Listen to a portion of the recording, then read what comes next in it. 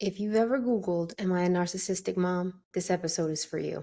I'm Tanisha, the VBS life coach, author of The Real Pain of Stress, What to Do When Bubble Baths Won't Fix It, a divorced mom with a young adult man currently living at home, an educator with over 2 decades spent giving all my patients to other people's babies and coming home completely depleted and not giving very much of any to my own, and a formerly reactive mom. My son and I went from feeling like angry strangers to being connected, healed, and enjoying each other's company again. Let's get into it. When it's midnight and the house is quiet, you lay in your bed with your phone in hand. You type into Google, Am I a narcissistic mom? Or signs of a narcissistic parent. And with every article that you scroll, your stomach drops. You start replaying all the times that you yelled, all the times you snapped, and all the times you tried to force your kid to do things your way. And in your head, it adds up to just one story. I must be the villain in my child's life. But what makes it worse is that you don't know if what you're reading is really describing you or not. Are you just a strict mom? A stressed mom? Or did you cross the line into narcissist territory?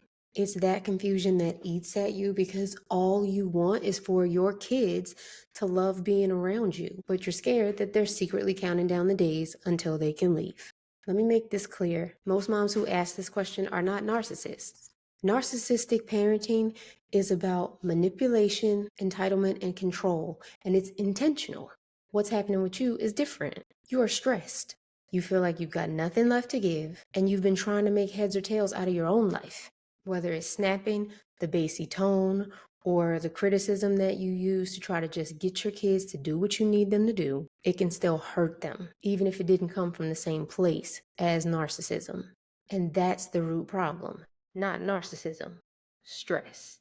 So what do you do with that? The answer is not to sit in guilt. It is to take action. But it's a process, and I'm going to walk you through it. Step one is awareness. Patterns are not your personality. Just because you've been reactive doesn't mean that that's who you have to be forever. But you cannot change what you won't see. Awareness is all about naming it. I snap when I'm stressed. I nitpick when I feel out of control.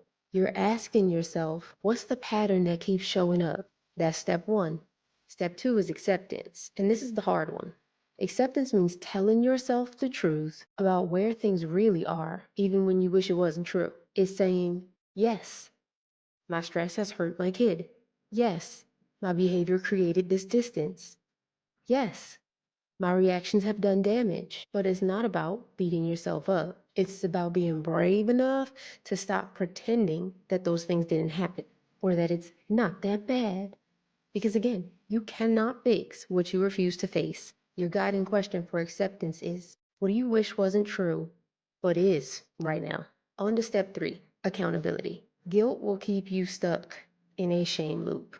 Accountability repairs. Accountability means owning your part to do better and not waiting for your kids to forget or minimize what happened.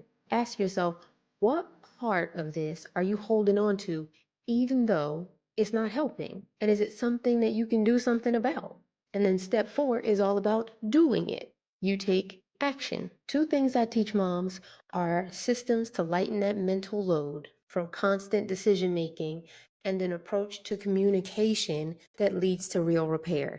When it comes to our systems, we have to know that stress management is parenting.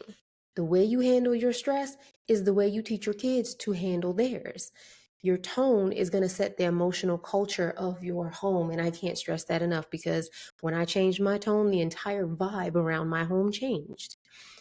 That's why I built systems like the intelligent self-care framework that I write about in my book, because it's a practical system that gives you what you need to stop parenting on fumes and pretending that everything's okay when it's not.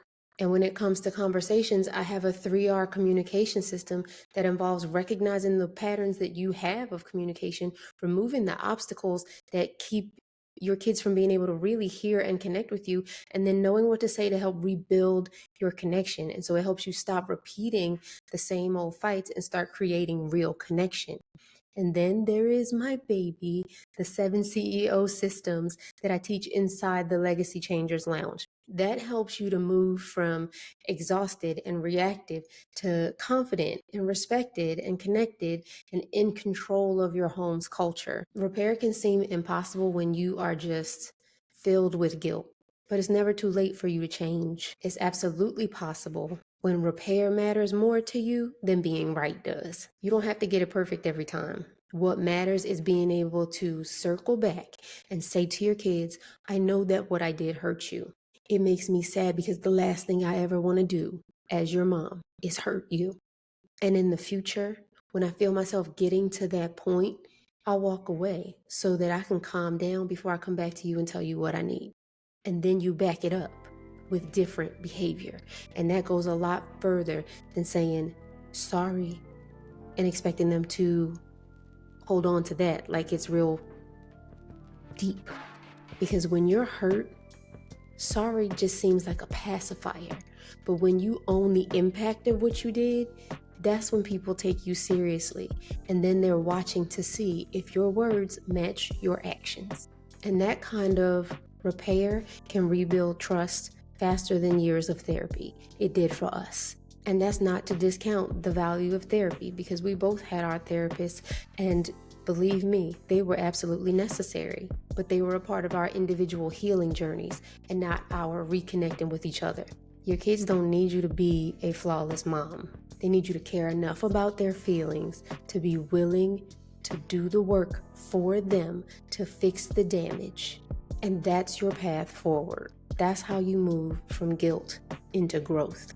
With awareness, acceptance, accountability, and meaningful strategic action. That's how you turn the story around. So no, you're not a narcissistic mom. You're a stressed one. And the fact that you're even asking that question should be all the proof you need to know that you are not a narcissistic mom. You don't have to be perfect to be a legacy-changing mother. You're just gonna find a new way to be present, a new way to repair when damage is done, and you're gonna set up the environment so that your kids come to you and say, Mom, can I talk to you? And that's what becomes possible when you stop labeling yourself and beating yourself up and just start leading yourself better so you can lead them better. That's the future that's waiting for you. Come join my free school community, the Legacy Changers Lounge. It's where moms like you are breaking patterns, repairing relationships, and leading legacies of connection. So you don't have to figure this out alone, and you can start changing your story today. I'll see you in the next one.